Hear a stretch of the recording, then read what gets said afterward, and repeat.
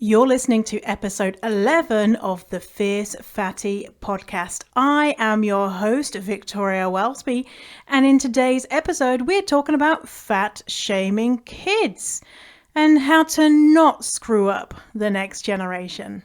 Let's do it.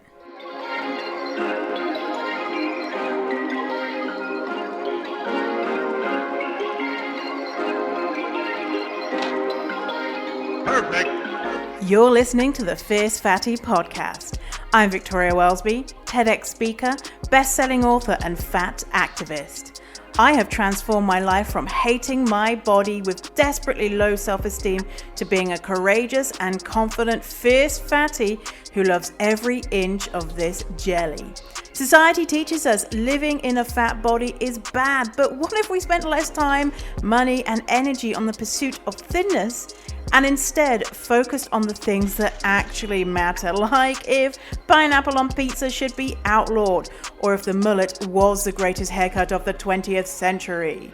So, how do you stop negative beliefs about your fat body controlling your life? It's the Fierce Fatty podcast. Let's begin.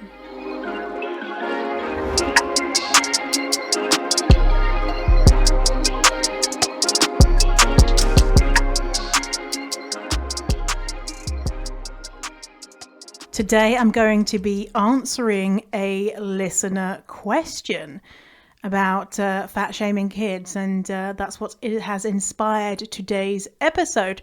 So if you would like to ask a question that can be answered on the show, yes, great idea, do it. Then go to the show notes. The show notes for this episode is fiercefatty.com/011 because it's episode 11.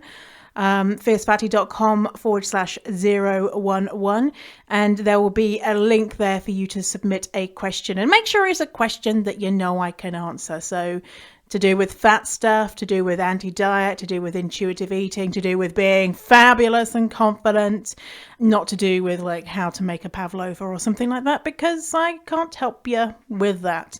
I'm not a cook or a chef or a pastry chef or any of the above. So, and remember to leave a review for the podcast. Not only will you get a copy of my best-selling book, Fierce Fatty, in digital and audio format, but you get loads of good karma and spreading the message that this podcast is needed. I mean, is that better than my book? Probably. No, it's not. My book is amazing. So before you submit your review for the podcast, just take a screenshot of it and email me at victoria@fiercefatty.com. with that screenshot, and I'll just send you your book. Easy peasy, lemon and lime. No muss, no fuss. You can do it. And every single person that does that gets a copy. No questions asked.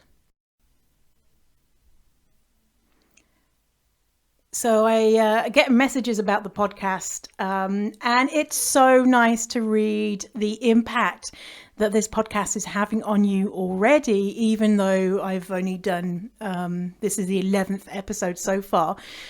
So if you're having a good experience, then tell me. I just want to read you an email I got from Maya. And Maya had listened to episode 10, which was the 5 reasons why you hate your fat body. And Maya said, in capitals, loved with 4 O's this podcast, 3 exclamation marks. So love this podcast. Listened to it twice last night and realized I haven't reverted. Just my neural networks got a bit jammed with watching straight sized people in shows as I've wound down from work. A little more time for that bubblegum type stuff. Also, coming up to festive family time is making me wobble a bit, and the layers are peeling back a bit more. It's a bit raw rather than regression. I'm still on the fat body love train, heading for radical change town.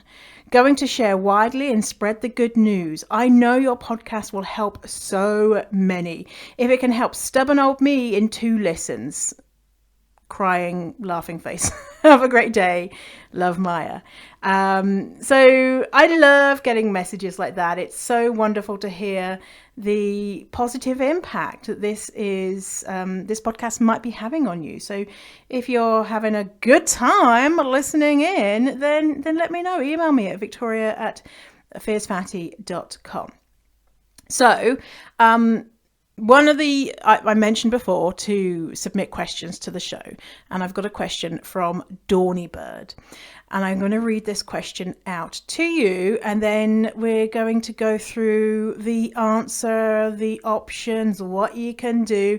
And this episode is not just for those who have children, it's for those who were ever a child, and you can parent yourself now as an adult, or if you're a younger person, and repair maybe your experiences as a child, to identify what is appropriate in regards to treating a fat person, a fat child, how to treat them. And also if you ever interact with children. So if you have any nibblings is the gender neutral word for niece and nephew. So I have a nibbling that I spend a lot of time with, my 2-year-old nephew Finley. I say nephew, I don't know what gender he has decided that he is yet, but he's my nibbling 2-year-old Finley. And so even though I don't have kids, I have an impact on children. So here's a here's the question. Maybe it's an old fashioned, it's a letter. Let's say, pretend I got a letter. I got a letter in the mail from Dawny Bird. Dawny Bird says, how can we support our children who are living in bigger bodies? My daughter had a letter come from school that said her weight was disproportionate to her height. She is 14 and has great self-esteem. I want to help her continue to love her talented, bright, funny self. Awesome. Thank you for sending in that question, Dawny Bird. And it sounds like if your 14-year-old has great self-esteem, that's incredible already. Because I remember when I was 14, I was just like, leave me alone. Oh my God. And I thought I was disgusting and horrible. So something must be going on right there for your 14-year-old to have a great self-esteem. So this question is really multi-dimensional, the answer is. And there's a lot of things going on here. So I'm going to give all of the feedback in regards to, say, if we can presume that Dawny's doing a great job already, but generally speaking, for all people who are interacting with children, caregivers, aunts and uncles, and I wonder, what's a gender neutral word for an aunt or uncle? That must exist. Someone tell me. So I'm not a parent, as I mentioned before. I don't know if I ever am going to be a parent. Who knows? I've always been on the fence of I could go either way. I don't have like a pressing need for a child. I'm not in a relationship at the moment, but I found that when I'm in a relationship, I'm more leaning towards wanting a child, but who knows? I always thought when I got to past 30, I always said I would not have children until I was 30. And I presumed when I got to 30, then I'd be like, oh my God, I want kids. But that's not ever really happened for me, but I'm not anti-kids either. I love kids. So my experience here is as being a fat child and dealing with and helping those who have survived a childhood of being a fat child. And honestly, a lot of the times people are really damaged by their childhood. Those who have marginalized bodies, the messages that they have received growing up are things that they are navigating now to overcome. And so the messages that we're giving children and younger people are so important. I think it can really change their lives for the better or the worse. And so the way that we talk about fat is so important. I wonder if there's a quote, what is it? A parent who loves their body immunizes their child from low self-esteem. That's a rough version of this quote that I remember. Basically, I wonder how many less dollars would be spent on dieting and shit your pants teas and all that type of stuff if the people who were caretaking for us as we were growing up were just like, yeah, fat's fabulous, bodies comes in all shapes and sizes. Whoa. I wonder how the world would be different if that was the case. And not blaming parents, because parents are just people, right? They're just people who happen to have kids, and so they are fallible, and they make mistakes, and they are doing their best. Sometimes they're not doing their best, and they live in diet culture just like we do, and they have their own shit going on in their head too. So no blame here, no shame. Unless you're being a complete knob to your kids or kids in general. Don't do that. But on the whole, I think parents are doing the best in a world that heavily criticizes parents for not, cutting their kids' sandwiches into the shape of dinosaurs and wearing high heels in the kitchen and, taking their kids to 75 activities a day and things like that. So moving in the direction of fat positivity is a wonderful goal to have.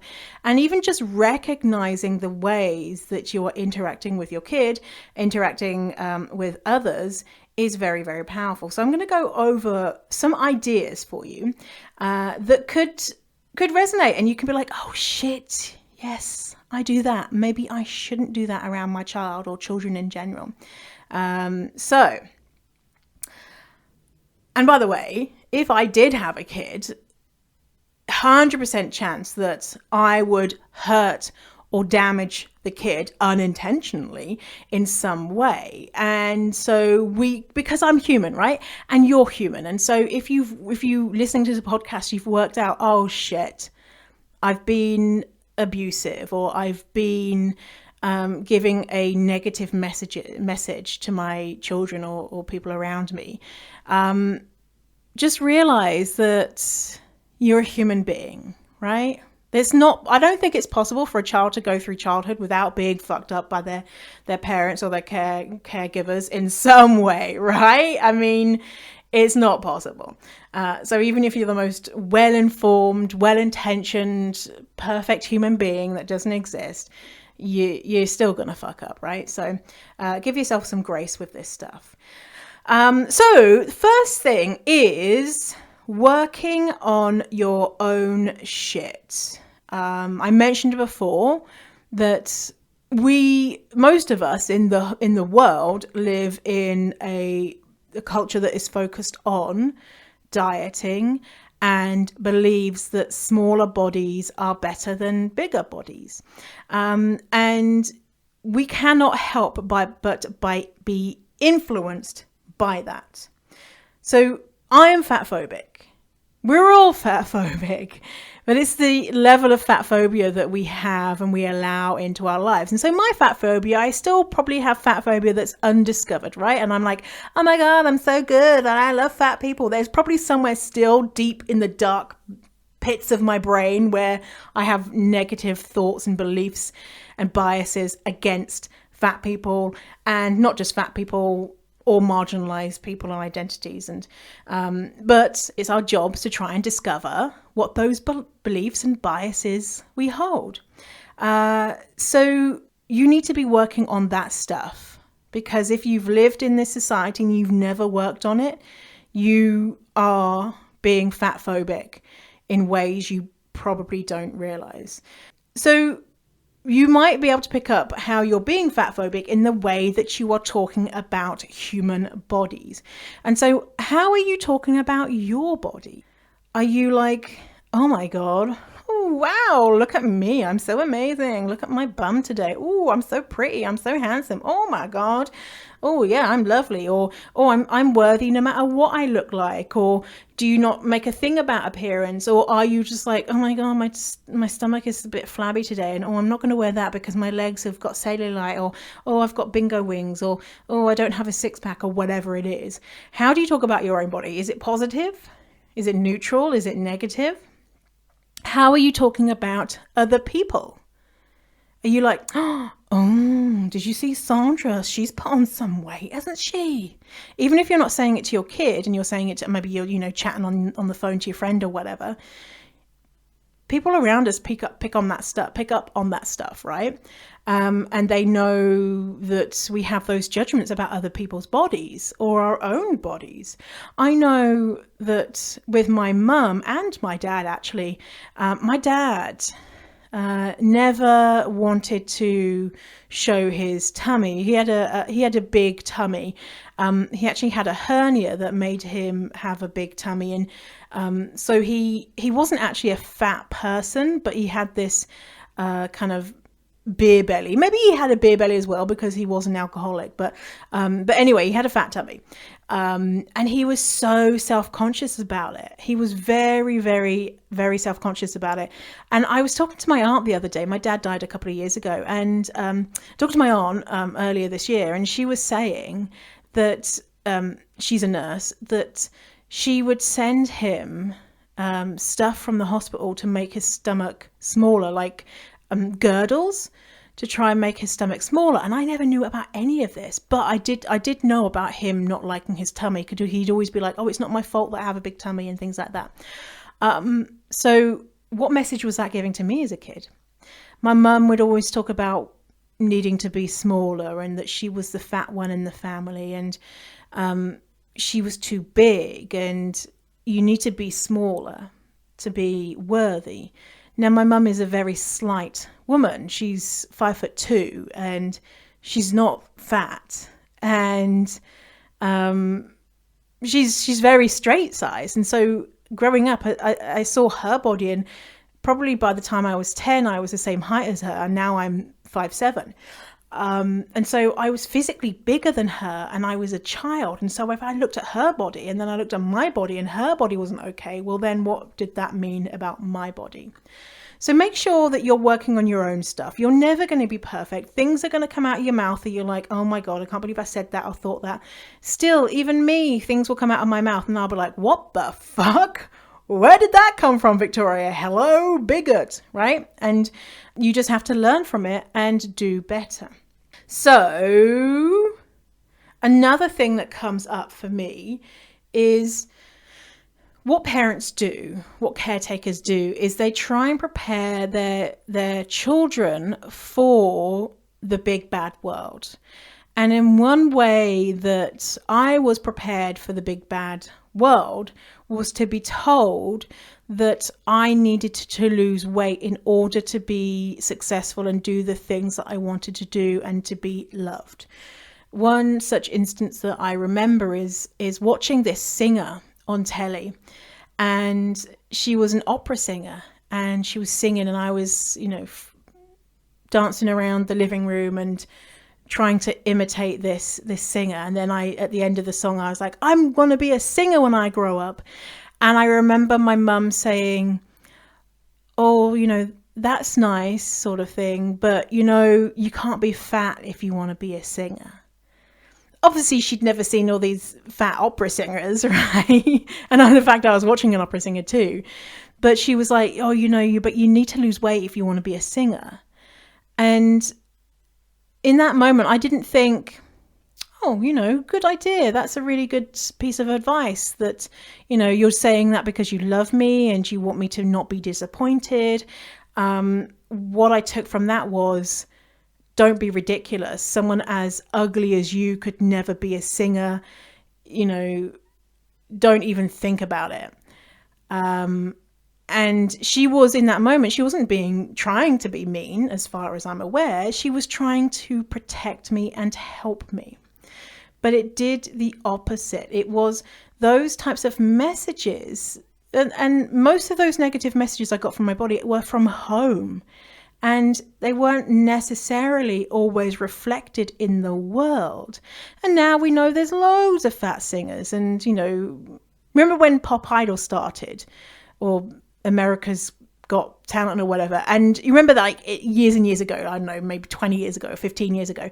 And it was very you had to be between the ages of 16 and 21 or something, and you had to have the image and whatever.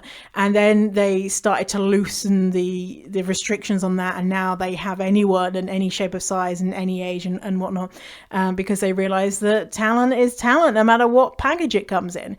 And so luckily the world is changing for that type of stuff, but don't impose limitations on your child because you think you've made the assumption that they can't do it for whatever reason, right?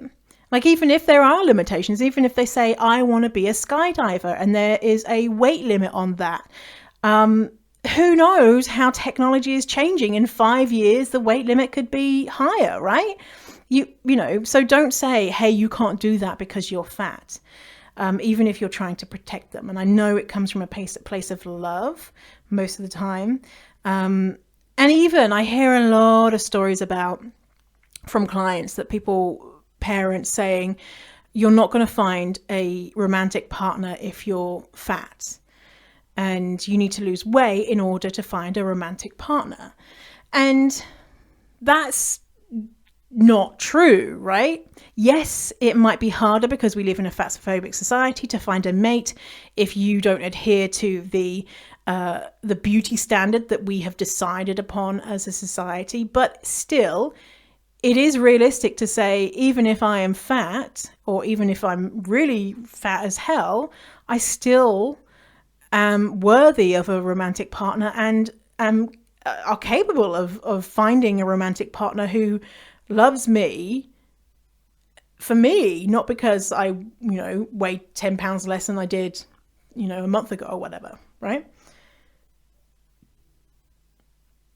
Another thing to focus on is normalizing body diversity.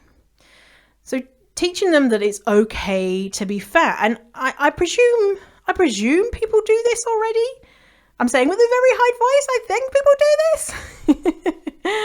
When I was on that show, Who Are You Calling Fat? And I was doing the scene where I stood in Oxford city centre with a blindfold on, with pens in my hands, and I said, write on my body to support body positivity. A woman came up to me. Now, I don't know what age her kids were because I was blindfolded, but she said, thank you for doing this. It's important for me to show my kids that bodies come in all shapes and sizes and that your body is beautiful. And I was like, yes, you're doing it. Amazing. This is great. Imagine if growing up, even for me, if I had seen that, if my mum had said, come on, Victoria, let's go and write on this person's body because she's showing that body diversity, size diversity is important, how that might have affected me. And it could just be that one sentence that you say could have a big impact, but it's something that needs to be continually spoken about. Saying that bodies do come in all shapes and sizes, and that you can be healthy at any shape and size. And so talking about healthism as well as fat phobia, because they might say a lot of times I see people who are on the borderline of being fat positive who are like, absolutely, it's important to show different types of bodies, but what about the health? And I'm like, oh, you were so close and then you fucked it up. No. And so talking about health as well, and about how healthism is totally fucked up, and how we judge people's bodies by how healthy they are, and how fat people are presumed to be unhealthy, and how it's how fat people are discriminated against when they go to the doctors and not given the correct treatments and things like that, and just making them aware that this stuff exists. And to say you're not more important as a person if you're healthy, and you're not less important if you're unhealthy. And size and health don't necessarily go in hand in hand. And so with body diversity too, things that you can do, say if you're a fat person and you have a fat child, you can normalize your body and show them your body without shame. So for example, my 2-year-old nibbling, Finley, I will often show him my tummy, not just randomly like look at my tummy, but say if he's looking at his tummy or whatever. And the way that I talk about my tummy is if I lift my shirt, I'll say, oh, look at my tummy. Isn't it soft and squishy? And so it's kind of, I'm not saying, oh, look, it's so fat and horrible or something like that. I'm just showing, oh, here's a different type of body because I'm the fattest person in my family. And what if your child says, oh my God, look over there, look at that fat person. How are you reacting when your child notices a fat person? Now, children, when they're younger, a lot of the times they'll just say, they'll just notice someone who is different and just say, oh, that person is different, and they don't necessarily have judgment. Studies show, however, children are picking up judgment from an incredibly young age, especially if they are not socialized with different types of people. They will then other those people. They will think that those people are less desirable as a playmate than those people that they are surrounded with. So if your kid is like whispering, saying, look, there's a fat person, don't be like, oh, don't say that they're fat. Oh, don't make sure that you're not saying bad things about being fat. Saying, yeah, it's a fat person. Isn't it nice to see different body types? And encourage them to use these neutral descriptors of fat. And fat is not a bad thing, all right? A big thing is food. So the next point is talking about food and the way that you talk about food.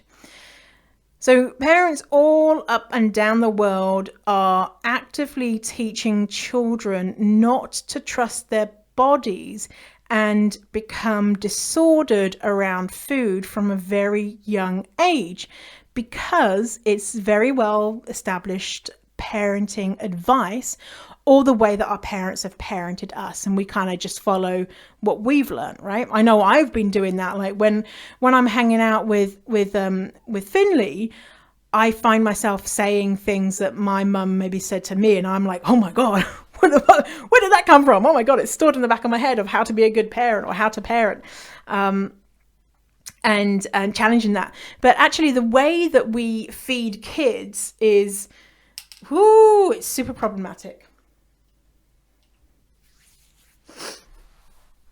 So feeding babies, we trust our babies to say, hey, I'm hungry, right? Babies normally cry when they're hungry. And when they're full, they normally stop drinking milk, right? And the baby will say, it's fucking 2 a.m, I'm hungry, give me some milk. Or it's 3 a.m, I don't care, give me some milk. Oh, I only drank milk 20 minutes ago, I don't care, I'm hungry, give me some milk. And we don't say to the baby, listen up here now, baby. We don't eat past 7 p.m, okay? You ate half an hour ago and you're not due a feed for another hour. We just listen to the baby and be like, oh my God, well, the baby's going through a growth spurt today. The baby is less hungry today and just needs to sleep more. Or the baby really wants, lots of milk, or is feeding every 2 hours, or is feeding every half an hour, or whatever, right? My sister just had a baby a week ago, 10 days ago. Whoo, yes. So I'm just being reminded about all this stuff about babies. And we're not like, my baby is wrong because they stop eating when they've decided they're full, right? We're just like, they're full. But there's something that changes between the time that they are babies to turning into toddlers, and we start trying to force them to do things the way that we want them to do things.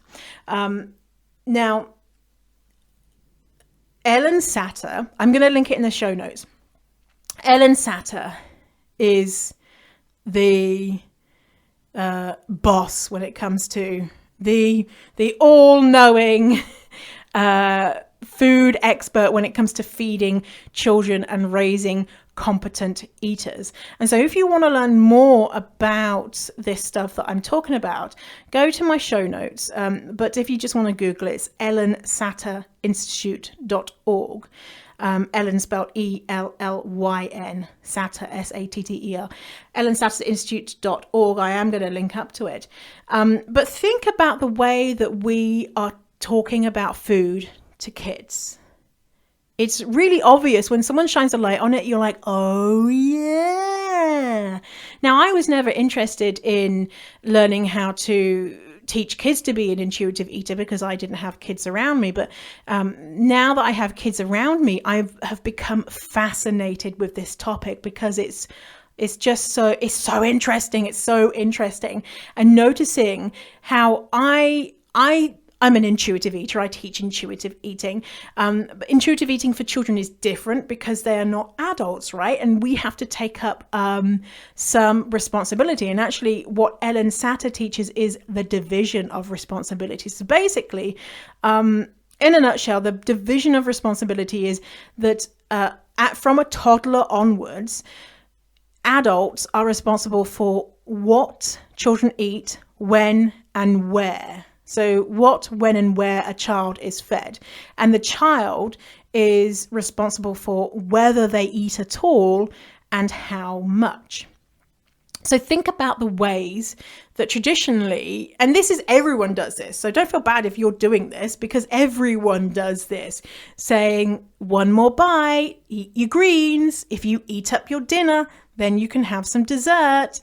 Oh, you're such a good child for eating up all your plate.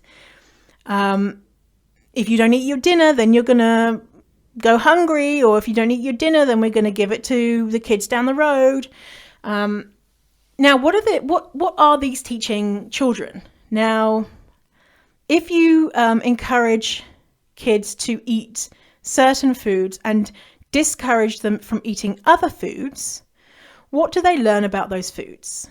Well, what I learned is growing up that chocolate and crisps are bad, or chips, as you say in North America. They are bad. They are restricted, and I am naughty when I eat them, or I only get them if I've been good. And I have to meet certain criteria to get them, like eat something which is yucky. And what is yucky? Things that we have been told that we have to eat are vegetables, right? Now, children do have an aversion to green vegetables or other vegetables because their palate actually picks up bitter tastes more than an adult's palate, and so they taste different from how we taste them, and so they have to be taught to enjoy them. And to teach them to enjoy them is to not pressurize them to eat them. It's just to expose them to them. And so some parents even do things like force feeding their kids these foods. I mean, like, holy shit, that's not traumatizing your kids? Then I was watching an episode of that show, what's it called? Super Nanny. And these parents were like blending the meals up and like force feeding their 4-year-old kids like blended food, and the kids were screaming and stuff, and the parents were like, oh my God, we can't get them to eat. And it must have been really frustrating for them, but the kids also were probably being like, fuck this, we're not eating this food because it's scary and horrible. And growing up, I remember my dad was very forceful, my mum was very soft, would let us get away with anything type of thing. My dad was the absolute opposite. And my dad wanted me to eat Brussels sprouts because he loved Brussels sprouts. And I remember him being like, I know that you'll love them if you just try them. And I was just like, I don't want to try them. They're yucky. And obviously I'd never tried them, so I didn't know. And I remember him saying, come on, try one. And I ran away. And he brought me back and sat me down, and he forced the Brussels sprout into my mouth. And I remember throwing up, and my mum saying, oh, leave her alone now. And so that was my reaction to Brussels sprouts. Now, it took me years and years and years to try Brussels sprouts again, because I had a traumatizing experience around Brussels sprouts, being force-fed a Brussels sprout. And so I was encouraged to eat these vegetables and stuff, but I knew that I quote unquote knew they must be horrible if my parents are being like, eat that, don't eat too much of that. I remember one day, Pancake Day. It's a big day in the UK. It's to do with Easter, and you make pancakes. And the proper pancakes, not like North American pancakes. They're like what a North American would call a crepe. Anyway, so Pancake Day, exciting day, make pancakes after dinner with some lemon and sugar, amazing. I remember my dad making pancakes, and I remember I had one, and then I ran upstairs, and he said, oh, do you want another one, Victoria? And I was like, yeah, I want 100. And he very angrily said, no, you're not having 100. Clearly I was joking, but I probably did want 100. But, would he have said that if he was making Brussels sprouts? If I said, I want 100 Brussels sprouts, he wouldn't say, no, you're not having 100. He'd just laugh and be like, oh, you can have all the Brussels sprouts you want. But in that moment, I was taught pancakes are bad. You can't have too many pancakes. And what did that make me want? More pancakes, because I was taught that they were these delicious, naughty, devilish things that I shouldn't have. And so with all these kind of mixed messages that I got as a kid, I started binge eating. I started sneaking food, being very secretive, and basically developed an undiagnosed eating disorder. And now that this is not the case for everyone. And I think my case was a little bit more extreme than the average household. But just think about the way that you're talking about food. Anything where you are, even if you are positively encouraging your child to eat certain foods, like, well done for eating your vegetables, the child picks up on it. Kids are smarter than we realize. So the child picks up, even if it's positive encouragement, you are still delivering a message that food is good and this food is bad, and you're naughty if you have too much of that, and that food is disgusting because we want you to eat it. So Ellen Satter is the boss when it comes to this type of stuff. And remember, it's like division of responsibilities. Adults are in charge of, from the age of they're a toddler up, what, when and where the child is fed, and the child is responsible for whether they eat and how much they eat. And so if they want more, they can have more. If they don't want any, they don't have to have any. So that's a whole deep subject. But it's a big thing around fat kids as well, because fat kids, how often are fat kids put on fucking diets, told, oh, don't you do this, don't you do that, and is very judgy and shamey. And the way that we approach food and food education is very shamey. Now, I'm not saying don't talk to your kids about food, but you can make it fun and interesting and non-judgmental, right? And there's ways to do this. Like, oh, by the way, if you eat this, it makes your tummy feel full. And if you eat this, it makes you be able to run longer or whatever, right? And if you eat this, it makes your brain happy. And so there's not judgments, okay? So next, it's important to talk about fat phobia and body politics, and talking about how we want to make the decision to not give in to the bullies, because the current narrative we have around fat bodies is the world says that fat bodies is bad. And so the answer to that is to not change the world, it's to change our bodies. And so it's like saying there's a bully in the playground and the bully says, give me your lunch money. And instead of saying to the bully, hey, stop bullying people and taking their money, it's saying, just give them the money. Just give them the money and they'll go away. Well, that's not the answer, right? So talking to kids about how the world is biased and fucked up, and that we shouldn't be giving into these narratives about what is an okay body, and talking about how As they grow older, they're going to become more exposed to these ideas, especially as a teenager. And it's normal for them to look at their body and think that it's not okay. But what is really happening there is that they are being brainwashed by media and by society into thinking that their body is not okay, but their body is absolutely fine. And on that as well is I presume that parents do this anyway, but saying that it's not okay to judge people from their external appearance.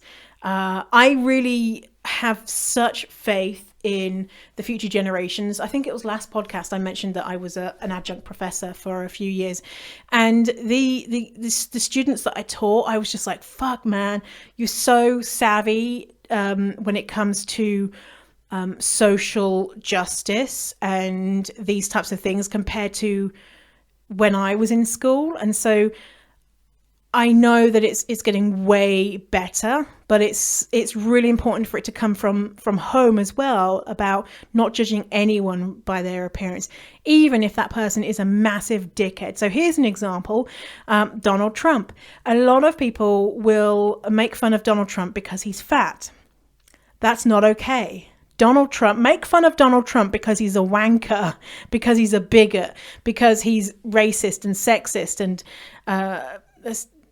an abuser and all of the things that there's so much that you can go on Donald Trump, and being fat is not one of his flaws. It's not one of his flaws. He has many, hundreds of them.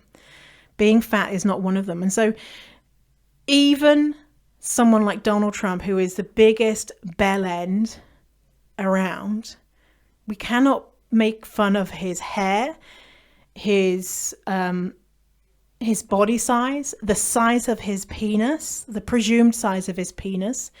That's transphobic as well, because it's a confusing message. Also, it's okay to make fun of someone for their body size if they're a bad person. Well, I don't like that person over there because they were mean to my friend, when it's okay to make fun of them.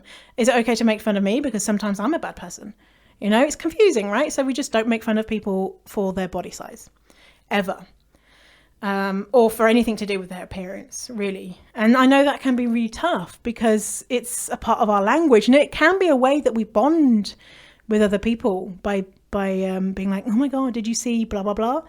And it can be a way, to bond, and it can be hard to stop that behavior, but notice that and try not to do it. So I mentioned this briefly, but I want to state this very clearly. Do not ever put them on a diet. No. And don't diet around them. What behaviors are they learning when they see you diet? Only negative ones. And even if the doctor says, that your child needs to go on a diet, no. If you're unsure about why that's important, go back to, I think it was episode 2 or 3, where I talked about why diets are fucked. And so you are actively harming a child if you put them on a diet.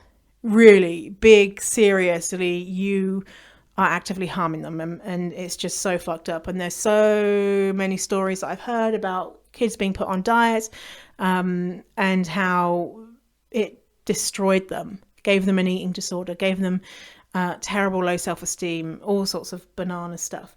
So don't put them on a diet, even if it's like, well, it's not a diet. I'm just going to make them eat vegetables, and I'm just going to, one of these, like, it's not a diet, but they can only have 500 calories or whatever. It's a diet. Another thing to do is to make sure that they know that they are worthy no matter what they look like or what they do. Because we all are. Everyone is worthy as a human being, no matter what. No matter what you do, what you look like, anything. I personally always, for years and years and years, believed deep down, I knew that I would be more loved by my mum if I was thinner. I just knew it. I knew it. I knew that she would finally embrace me and be like, oh my God, Victoria, You've been hiding in that fat suit for years and now you're thin and I love you and I'm proud of you. And one time when I did get straight size, I remember coming home to Ireland and just being like, I've arrived, oh my God. And one of my aunts seeing me, one of my aunts who's super, super, super, super fat phobic. And she was like, oh my God, Victoria, keep up the hard work. This is so incredible. I'm so proud of you. She's never spoken to me like that before or since, because obviously I put on the weight and more. But the truth is, I actually wasn't loved more. My mum at the time, who was more steeped in fat phobia then, was probably very proud of me. That is true.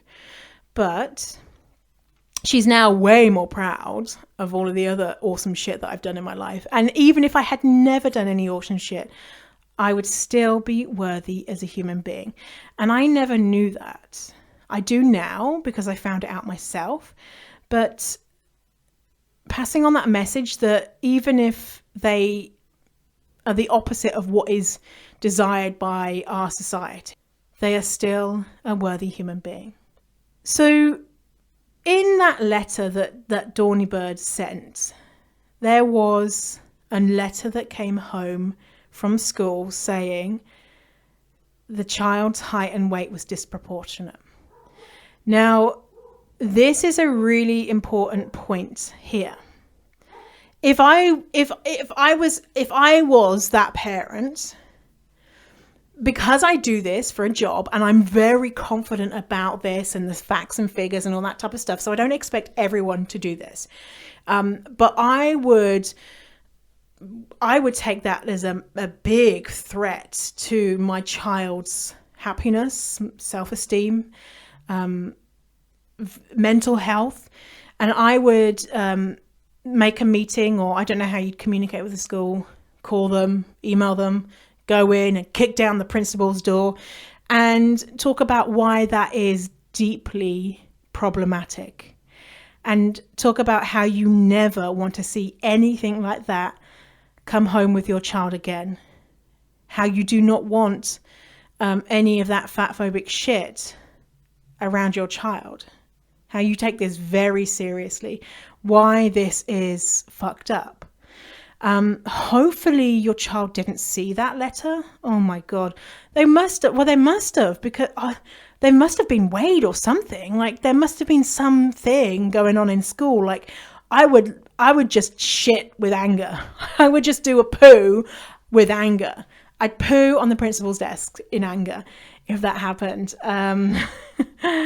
And so my next point is to protect them from adults who are fat phobic. And so those adults could be adults who are in positions of authority, like teachers, like doctors. It's really not okay, no matter who it comes from, for people to say your body is wrong. Especially a child. Holy sh! At 14? When you're 14 and you're like, oh my God, you're all over the place, and do people like me? Am I okay? And oh my God, no, you're too fat. Oh my, the letter home from school. Oh shit, man, that would, ooh. Thank God that nothing like that ever happened to me, because, oh Lord, I can't, it's just, oh, no. But it's happening all over the world, right? And luckily, Dawny Bird knows that it's bullshit. Well, I'm presuming, and knows that this is not okay. But a lot of parents would probably be saying like, oh, well, this is not good. You're too fat. You need to lose weight. And that could be the start of an eating disorder. It could be the start of years of body dysmorphia. It could be the start of who knows what. It could, at least it could be the start of them not being able to trust you to not shame them, So, I would be making sure that I stand up to anyone, and that goes for yourself too, advocating for yourself. But if your child sees you advocating for them about their weight and they're a fat child, how much confidence is it going to give them to be able to advocate for themselves when they're an adult? It'd be amazing. It would be amazing. And now I know that's hard, right? It's hard. It's hard to stand up to people in positions of authority. But if you do your research, if nothing, read Health at Every Size by Dr. Linda Bacon. Tons of research in there about why dieting is fucked up and how to navigate the world in regards to science if you want to be healthy as someone living in a bigger body. And so you can give people information from that. Another thing is, don't shame them for wearing clothes that you think are too tight or not appropriate for a fat child. And so if a straight-sized child was to wear the same outfit as a fat child, but then you say to that fat child, that's not appropriate, that's fatphobic. If your child is comfortable wearing whatever they're wearing, then let them do it, right? We are the ones who tell children, oh no, you need to hide that belly, or you need to hide that muffin top, or you need to, oh no, that's unsightly. And so if they're comfortable wearing whatever, because the tide is, times are changing and fat people are more and more allowed to show their bodies, don't preemptively, remember we spoke about a point before, tell them, oh, people are going to make fun of you. Because you could be the only one making fun of them. They could be surrounded by people who think they're fabulous.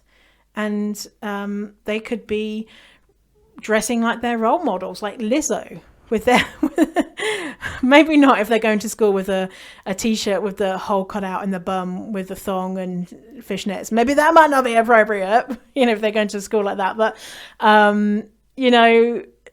think about how would you judge a thin child or straight-sized child versus this fat child? Are you putting different standards on this fat child? Maybe you shouldn't. Another thing is, with fat kids, people are like, well, they're so lazy. All they do is whatever, making presumptions. And so movement, exercise can be a massive source of trauma for fat kids, for any kid really, in the way that we are being introduced to different types of exercise is negative. And so don't bully them, cajole them, guilt them into moving their body. Now, I didn't realize that when I was a kid, I moved my body loads. I thought that I was this lazy, couldn't do anything type person.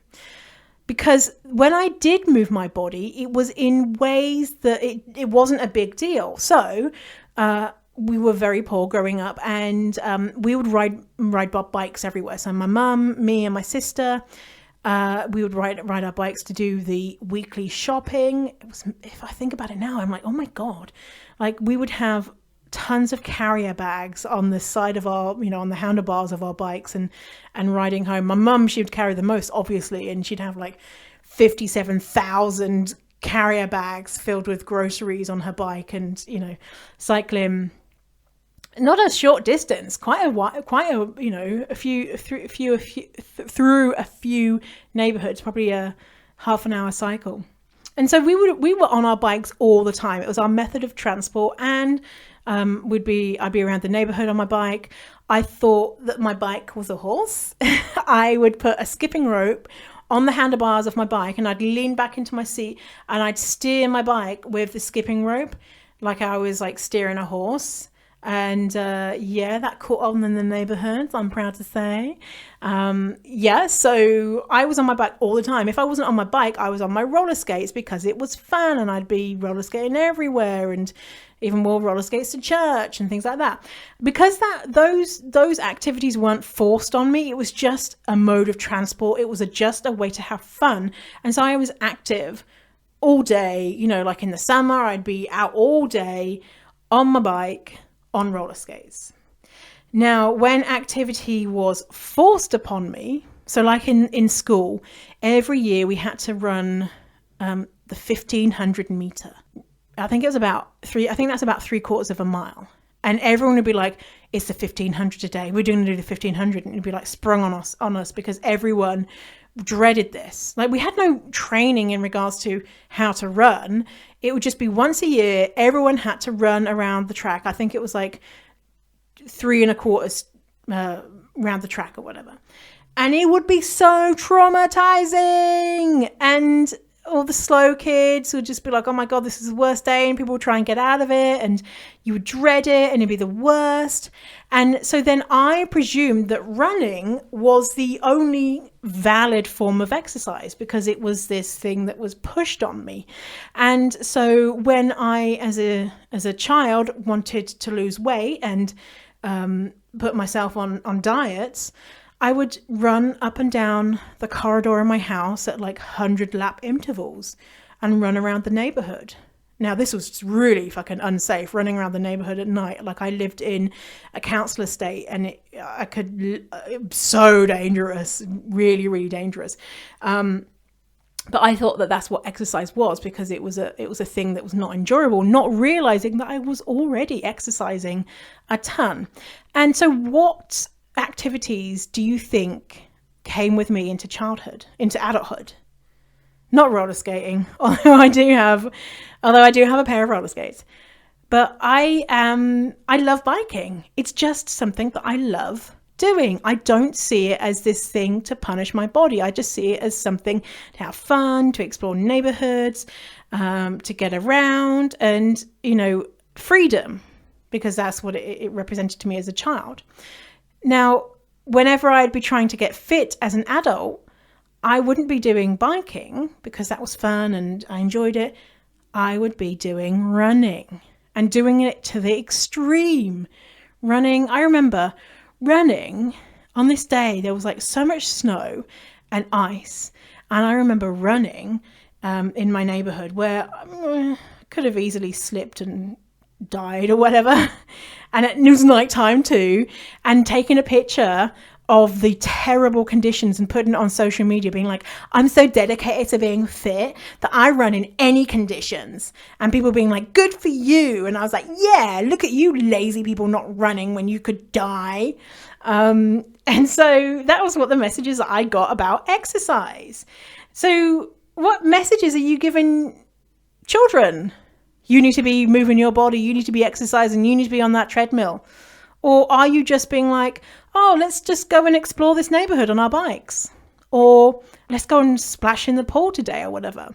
Movement in life, if you are interested in being healthy, now you don't have to be interested in being healthy, but movement is one of the things that can contribute towards making people feel better, and is one of the things that you can do to improve your health. Although it doesn't have a massive impact, it's something that we can control some of the times. Most of what's going on with our health is genetics, it's where we live, it's who we are, etc., etc. Anyway, so but health is something, movement is something that we can sometimes have control over. So don't give your kids the experience of being forced or being told that they have to. Louise Green, one of my friends, Louise Green, she's also known as Big Fit Girl. Amazing. She's got an app that's just come out, the Big Fit Girl app. And so if you're fat or whatever size you are and you want to do exercises with body positive stuff, get her app. But anyway, I digress. She tells me a lot of her clients, they are coming back to exercise as adults because they were so traumatized as children because they were forced to do stuff that they were scared off for decades. And it's only years later that they're gently trying to reintroduce themselves to exercise because they know that it makes them feel good or whatever it is. They want to have more strength or flexibility or whatever. So if you want your child to be moving, move with them. Do movement where it's just, you just going for a walk or whatever, and don't make a big thing about it. Just don't make it a thing. Just be a normal person, A big thing, this goes out to adults as well as children, but a key thing to why humans think that their body is not good is because we see messages that tell us that our body is not good. This is what our body should look like. The way that we receive those messages is through media, through the films we watch, the TV, the adverts that we see, the magazines that we read, the books that we read that have descriptions of fat people as bad and thin people as good. So what media are they consuming? So my 2-year-old nibbling, Finley, I'm watching these cartoons that he's watching, and Coco Melon and Baby Bum and that fucking... he wants to watch the same fucking thing over and over. Anyway, and there's like, they have songs on there, and one of the songs is like, oh, the parents are sneaking at night and eating sugar, and then the other parent catches the one parent saying, what are you eating? Oh, I'm eating sugar. And I'm just like, this is fucking, you're teaching your kids that sugar is bad. And oh my God. And there's other ones being like, oh, you have to eat your vegetables and things like that. And I'm just like, no, this is the wrong message. Anyway, so are they watching a ton of stuff like that? As they're growing up, are they watching a ton of stuff where they have just thin white people in it? And what are they learning? Now, a lot of times you might not be able to say, don't ever watch that. You can't watch that because there's no fat people in it. Well, that's probably not realistic, right? But you can be talking to them about it and being like, oh, wow, isn't that interesting?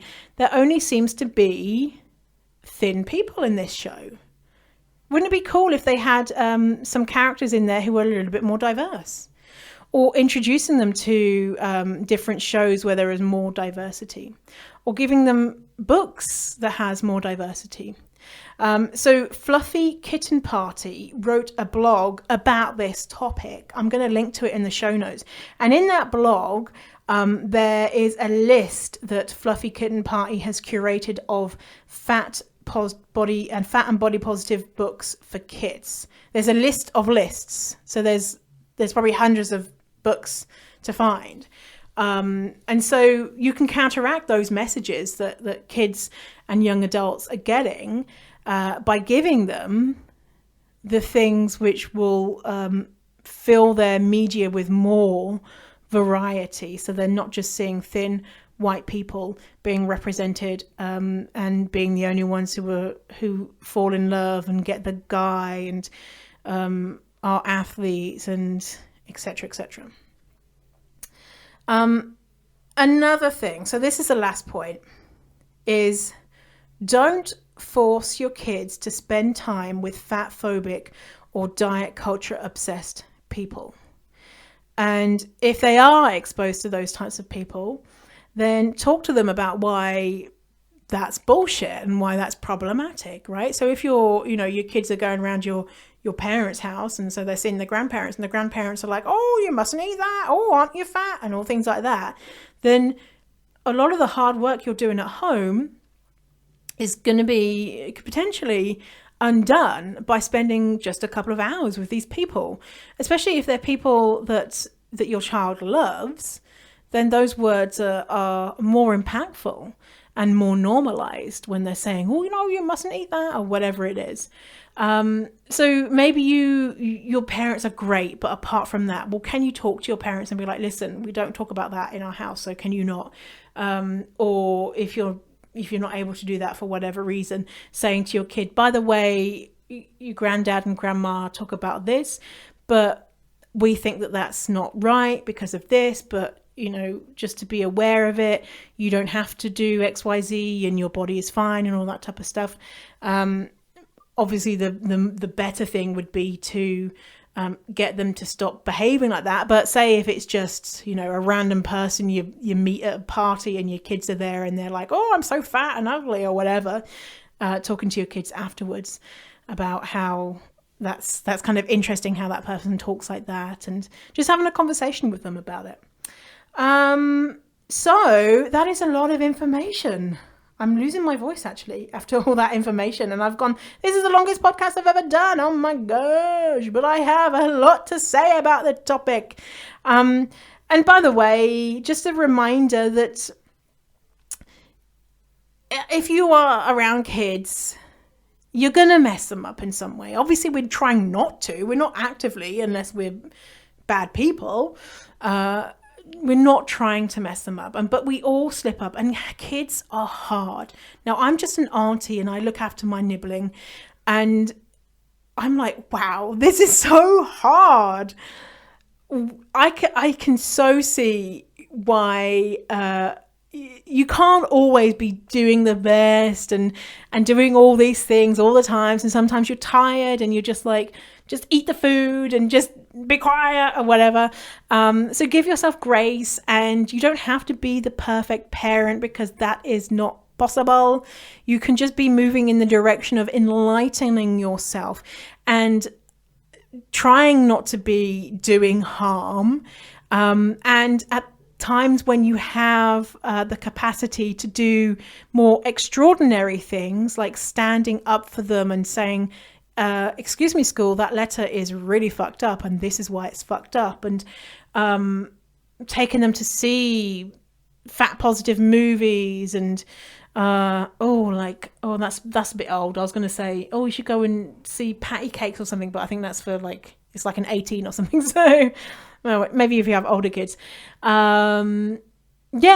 So give yourself grace. And Dawny Bird, thank you so much for writing that. You clearly love your daughter massively, which is wonderful. And it's admirable for you to have asked that question, because it shows how much you care about your kid and other fat kids, and it's really a beautiful, beautiful thing. So thank you so much. So a little fact about me, because I like sharing facts. I like talking about myself, just myself. It's all about me, obviously. Talking about films, because I like films. I really like films. The last film that I watched was so fucking good.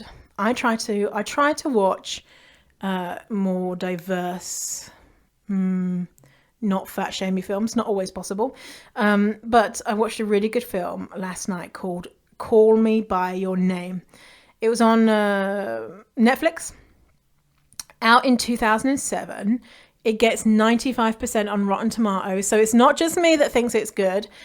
Film critics too as well. So it's directed by Luca Guadagnino.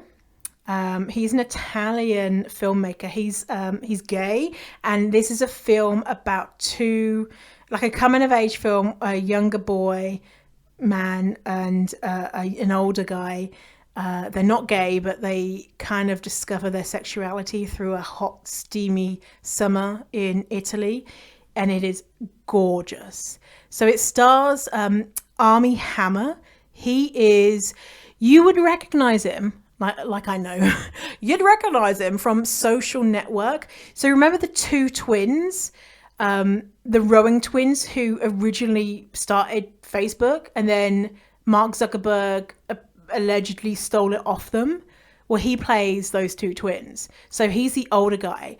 And then Timothy Chalamet, he's like a rising star actor, plays the younger guy, and it's really fucking steamy. At one point, Timothy fucks a peach. So it's pretty hot. So if you want to see some peach fucking and some beautiful, it's beautiful. It made me cry. It was so... it's really good. Or you can just read the novel. So originally a novel by Andre Ackman. So definitely worth a watch. Call Me By Your Name. Call Me By Your Name. I've been on a stint of wanting to watch films that I wouldn't necessarily... Like if someone described this film to me, I'd probably be like, yeah, I'll put it on my list, but then, just watch Bridesmaids again, but I've been in a stint of just looking at the films that are award winners and just watching them without reading the synopsis and, convincing myself that it'll be rubbish, because it's not, right? So anyway, you might think it is rubbish. This is just my opinion. So thanks for hanging out with me today on this episode 11. Reminder to leave me a review if you got any aha moments in this episode, and share on social media that you're listening. I will enter you to win a Fierce Fatty cup that you can drink hot liquid out of, cold liquid out of. You could put food in it. You could put, I don't know, jewels in it. You could wear it as a hat. You could put your foot in it and wear it as a shoe. Might be a bit small, but you can do anything with it. Multi-use cup for you. You'll get in a drawer if you share on social media that you're listening to Fierce Fatty podcast. Thank you so much for being here. Thank you so much for all your emails and messages and reviews about the show. I appreciate you more than you know. And thanks for your questions that are coming in. I'm looking at them and I'm fitting them into the podcast schedule. And so you might not get your question answered immediately, but it's on my list. So don't you worry. All right. Okay. Thanks for hanging out with me today. And I will see you on the next episode of the Fierce Fatty podcast. Goodbye.